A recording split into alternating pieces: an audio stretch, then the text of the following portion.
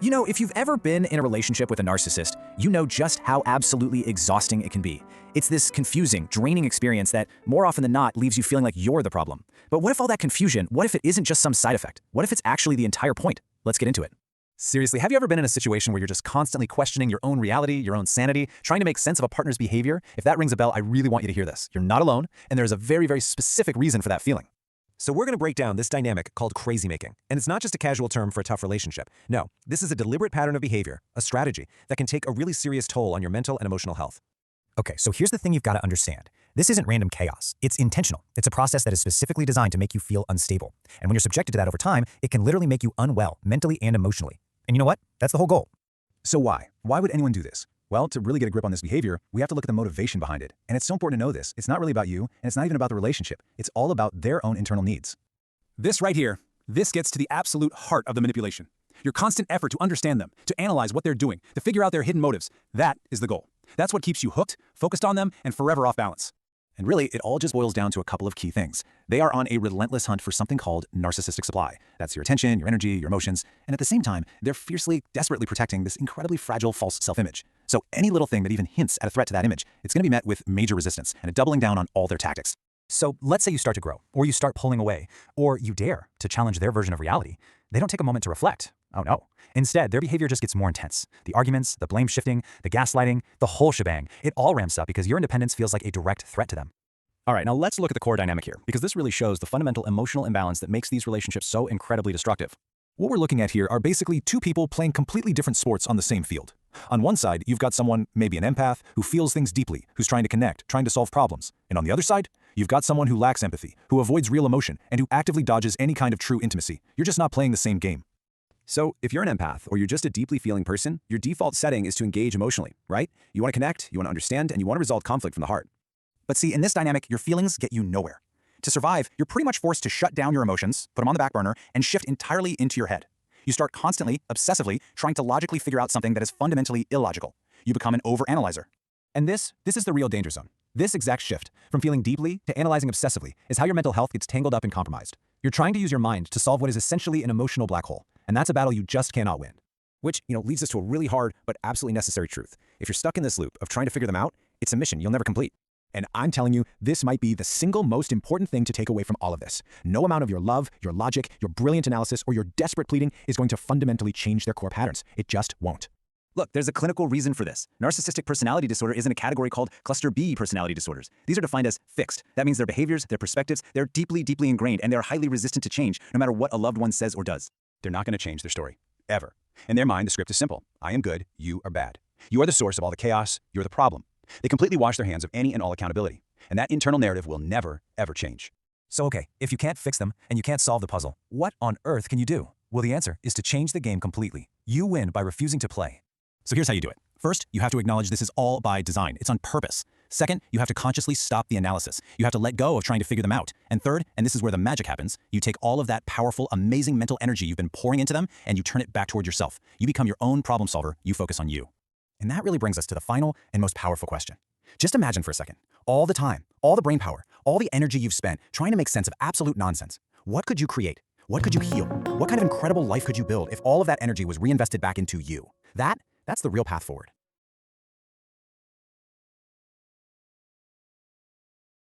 If you've ever been in a relationship with a narcissist, you know that feeling, right? That constant nagging confusion. It's like you've been handed a puzzle that you just have to solve, and you spend all your mental energy trying to understand their motives, their behavior. But what if that confusion isn't just a side effect? What if it's the whole point? And that right there, that's the heart of the manipulation. See, when you're busy trying to figure them out, you are completely and totally focused on them. All your energy, your thoughts, your emotions, it all becomes a resource for them to just drain. They want you exhausted, they want you wrapped up in their drama, because that keeps you from focusing on your own life and from spotting the exit door. So if you've been feeling like you're losing your mind, that's not an accident. It's a very real phenomenon called crazy making, and it is a deliberately set trap. But here's the good news. Once you understand how the trap is built, you can find your way out. And that's exactly what we're going to break down right here in this explainer. So let's start with the big fundamental problem. Why does trying to understand a narcissist feel so completely impossible? Well, it's because you're trying to solve an equation that was never, ever meant to add up. The actual term for this whole experience is crazy making. I mean, think about it. It's the mental gymnastics you go through trying to find logic in totally illogical behavior, or trying to find consistency where there's only chaos, and the end result is always the same. You're left questioning your own sanity while they don't change one bit. Now this requires a huge shift in how you see things. You're probably going into disagreements thinking the goal is to find a solution, right? To resolve things. But for the narcissist, the goal is something called narcissistic supply. That's your attention, your emotional reactions, your energy. And it doesn't even matter if that attention is good or bad as long as they are getting it from you. This brings us to a really crucial question. Once you stop asking, how do we fix this? And you start asking, what are they trying to protect? Everything changes. We're about to look at the secret operating system that's running in the background.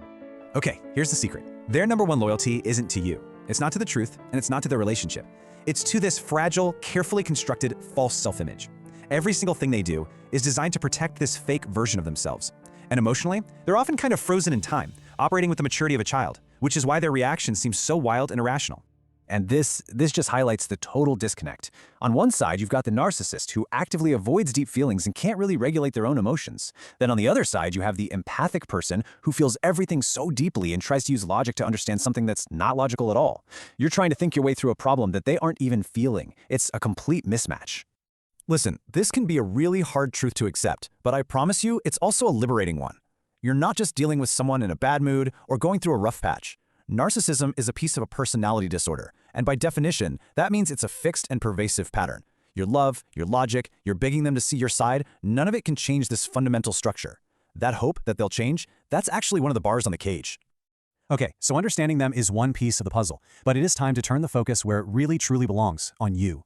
The cost of being in this kind of dynamic isn't just frustration. It has a serious, measurable impact on your health and your well-being. You know, when this dynamic involves a parent, it's actually recognized by science as an adverse childhood experience, or an ACE. And framing it that way is so important because it validates just how severe the situation is. It leads to very real outcomes like codependency, unhealthy coping skills, and these incredibly intense trauma bonds that feel almost impossible to break. Just take a look at this. On the left, we have the classic signs of trauma. And on the right, the effects of narcissistic abuse. The overlap is, well, it's undeniable. Brain fog, shame, being on high alert all the time, questioning your own sanity. Sound familiar? What you're feeling are not signs that you're crazy. They are recognized symptoms of trauma from this very specific type of abuse. Your experience is real. Okay, so if you can't change them and the cost of staying is way too high, what's the answer? It's not about fighting harder. It's about learning the powerful, active strategy of detachment. And detachment isn't just one thing, it's a whole life practice. It's mental, choosing to think critically instead of just blaming. It's physical, creating actual distance. It's emotional, choosing a calm response instead of that knee-jerk reaction. It's psychological, building a strong support system. Energetic, letting yourself actually process your own emotions. And spiritual, reconnecting with who you really are. This is the core of it all, right here. A reaction is automatic. They pull the strings and you dance. A response is a conscious choice, one that's driven by your values. Detachment just means you stop letting your inner peace be controlled by their outer chaos. You anchor yourself in your own sense of self, not in the storm they're creating. So, breaking free, that's the first huge step. But the next part, and honestly the most exciting part, is getting to design a life of your own choosing. A life that's actually based on peace, on purpose, and on real connection. And just look at what's waiting for you on the other side. This isn't just about ending the pain, it's about starting a brand new chapter. We're talking about genuine peace, a positive outlook on life that you might have thought was gone forever, and the ability to attract people who are actually on your team, who align with who you are. This is what you're fighting for. So, how do you get there? Well, here are the essential tools for your toolkit. Start thinking critically, for real, about what is best for you. Practice mindfulness to stay in the present moment and calm your nervous system. Intentionally build a support team of people who get it and who validate you. And above all else, make your healing a non-negotiable #1 priority. You absolutely owe it to yourself. We've spent this whole time breaking down the narcissist's game. But in the end, they don't get the last word. You do. The power is officially back in your hands. So the final question isn't about them anymore. It's all about you. With this new peace and clarity, what kind of life, what kinds of relationships, what kind of future do you intend to create for yourself?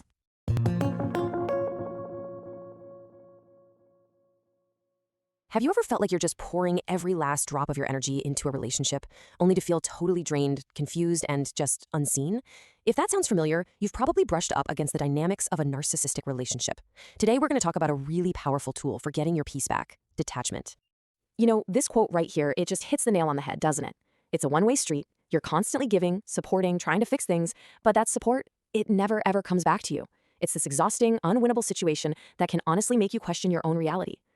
And hey, if this is all resonating with you, I want you to know you are so far from alone. Just look at this trend. Google searches for narcissist detachment are climbing and climbing. This isn't some niche issue. It's a huge shared experience, and more people are looking for a way out, for tools to find freedom. So why does it feel so impossible? Well, it's because you've been pulled into what you can only call an unwinnable game. And to break free, you've first got to understand the rules.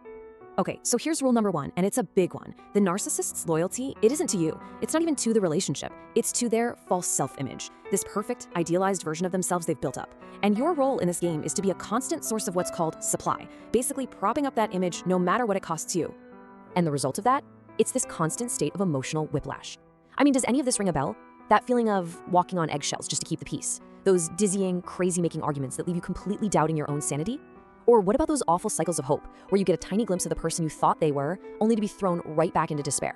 It's a roller coaster, and it's designed to keep you on the ride. All right, to get out of the game, you've got to decode their playbook. Understanding why they do what they do is really the first step toward taking its power away. This is the question that keeps so many of us stuck, right? You keep thinking, if I could just explain it differently, or if I just love them enough, they'll see how much they're hurting me and they'll finally change. But here's the tough truth. The resistance to change isn't a bug in their system, it's a core feature. So the answer really lies in psychology. Narcissistic personality is part of what's called cluster B personality types. Now, this isn't about you failing to fix them. It's about a recognized, deeply ingrained pattern. This group is known for behavior that is dramatic, erratic, and pretty unpredictable. And here is why that is so important. In the world of mental health, the official manual distinguishes between different personality types. And while some are considered more flexible, cluster B personalities are described as fixed. That's the clinical reason why all your logical arguments, your emotional pleas, why they just don't work. The very foundation is built to resist change. Now, one of the key tactics they use is something called enmeshment. Using tools like guilt and gaslighting, they deliberately blur the lines between you and them. You start to doubt your own gut feelings, your own thoughts. Their reality slowly becomes your reality, and it gets incredibly hard to trust yourself anymore. So, if you're stuck in an unwinnable game with someone who is wired not to change, what on earth do you do? This is where we shift from looking at the problem to finding the solution. And that solution is the power of detachment. You see, the answer to this question isn't about changing them. It never was. It's about changing your relationship to the game. It's about finally taking your power back. So let's be really clear about what detachment is and what it isn't. This is not about being cold or indifferent or just avoiding problems. Think of it as a conscious, active choice to preserve yourself. It's a profound act of empowerment where you decide to stop pouring all your precious energy into a black hole and start reclaiming it for yourself.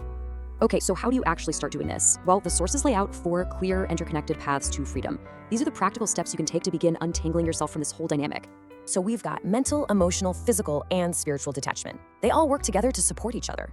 But the great thing is, you can just start with one. Each one is a step toward getting a piece of yourself back. First up is mental detachment. This is where you make a conscious choice to stop playing the crazy-making game. So instead of absorbing their blame, their criticisms, their version of reality, you start to observe it with a critical eye. You begin to see it for what it is, a manipulation, and you refuse to let it define you. Next up, emotional detachment. This is all about building your emotional discipline. See, narcissists feed off your reactions, your anger, your tears, your frustration. That's their supply. Emotional detachment is learning how to respond calmly based on your values, instead of reacting to their bait. You essentially stop fueling their fire. Then we have physical detachment. You know, sometimes the most powerful move you can make is to just create space. This could be as simple as walking out of the room when an argument starts to escalate. Or it could be the bigger goal of limiting your contact or even going fully no contact to break the cycle and give yourself real room to breathe and heal. And finally, maybe the most important of all is spiritual detachment. This is about coming home to yourself, reconnecting with who you are at your core, completely outside of this toxic dynamic. It's about anchoring your sense of self-worth in your own values, in your own spirit, not in the crumbs of validation they decide to give you or take away. Escaping the game is that huge first step. But what comes next? Well, the next phase is all about learning how to live and truly thrive after the game is finally over. This is such a critical piece of healing that often gets overlooked. You're not just grieving the person you lost. You're grieving the illusion of who you so desperately wanted them to be. It's letting go of that hope that one day they'll wake up and change. That grief is real, it's valid, and letting yourself feel it is absolutely necessary to move on. But I promise you, on the other side of that pain is freedom. Practicing detachment leads to real, tangible changes in your life. Your self-esteem starts to come back, you feel a sense of peace in your mind and body that you maybe haven't felt in years, and eventually, you open yourself up to forming healthy, loving relationships built on mutual respect. I mean, listen to this quote from a survivor. They describe detachment as untangling their nervous system from years of manipulation. It's not just a mental shift, it's a physical one. It's that feeling of your body finally letting go of its breath, finally being able to relax after being on high alert for so long. It's a profound release. So, we'll end with this one final thought. We started with this core idea that the narcissist is fundamentally loyal to their false self-image. The entire journey of detachment, of healing, of finding your freedom, it all comes down to you answering one simple question: who will you be loyal to?